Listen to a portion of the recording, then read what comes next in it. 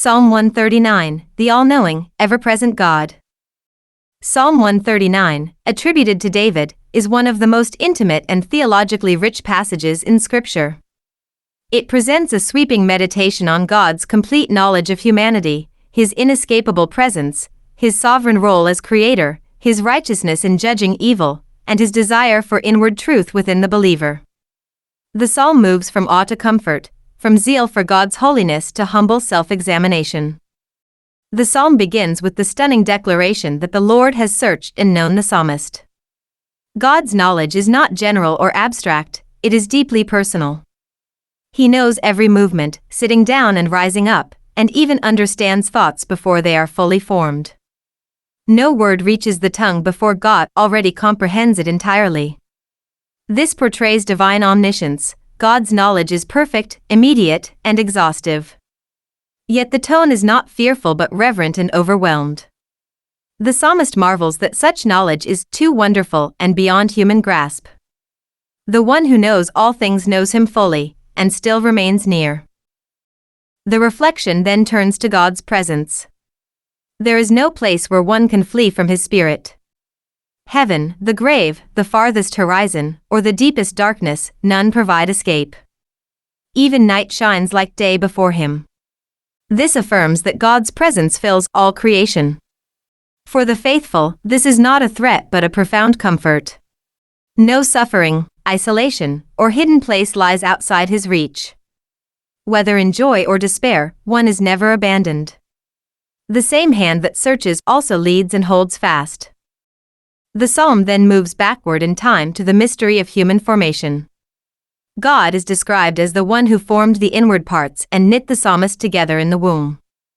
Human life is portrayed as intentionally crafted, not accidental. The language of being fearfully and wonderfully made emphasizes both reverence and divine skill. Even before birth, before days unfolded in history, they were known to God. The image of days written in a book conveys divine sovereignty and providential ordering of life. This does not erase human responsibility, but it affirms that life unfolds under divine wisdom rather than blind chance. Such teaching has long grounded convictions about the dignity and sacredness of every human being.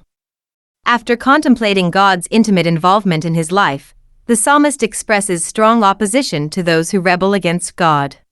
His language is severe, reflecting zeal for divine holiness and grief over wickedness. This portion reveals that love for God includes hatred of evil.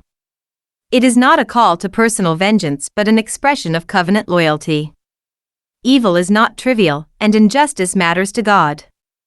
The psalmist aligns himself with God's righteousness rather than with those who profane His name. Yet the psalm does not end in condemnation of others.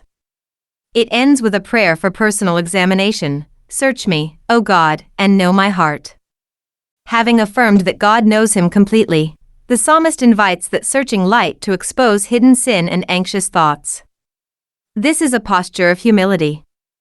The one who denounces wickedness also recognizes the need for his own heart to be tested.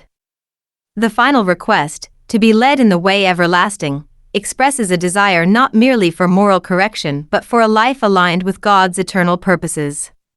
Throughout the psalm, God is portrayed as infinitely great and intimately near. He knows completely, is present everywhere, creates purposefully, judges rightly, and guides faithfully. The overall effect is both comforting and searching. The believer is assured that life is not unseen or meaningless, yet is also reminded that nothing can be concealed from divine sight. In the end, the proper response to such a God is worship, trust, moral seriousness, and an open heart ready to be led in the path that endures forever. Psalm 139, for the chief musician, a psalm of David. O Lord, you have searched me and known me. You know my sitting down and my rising up. You understand my thought afar off. You comprehend my path and my lying down, and are acquainted with all my ways. For there is not a word on my tongue, but behold, O Lord, you know it altogether. You have hedged me behind and before, and laid your hand upon me. Such knowledge is too wonderful for me. It is high, I cannot attain it. Where can I go from your spirit, or where can I flee from your presence? If I ascend into heaven, you are there. If I make my bed in hell, behold, you are there. If I take the wings of the morning and dwell in the uttermost parts of the sea, even there your hand shall lead me, and your right hand shall hold me. If I say, surely the darkness shall fall on me, even the night shall be light about me. Indeed, the darkness shall not hide from you, but the night shines as the day. The darkness and the light are both alike to you. For you formed my inward parts. You covered me in my mother's womb. I will praise you, for I am fearfully and wonderfully made.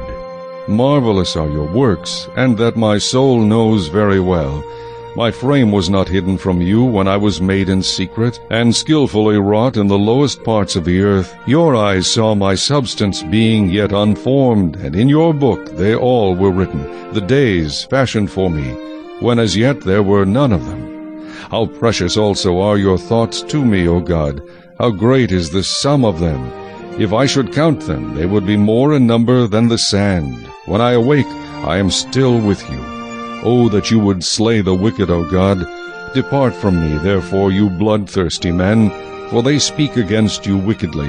Your enemies take your name in vain. Do I not hate them, O Lord, who hate you? And do I not loathe those who rise up against you? I hate them with perfect hatred. I count them my enemies. Search me, O God, and know my heart. Try me, and know my anxieties, and see if there is any wicked way in me, and lead me in the way everlasting.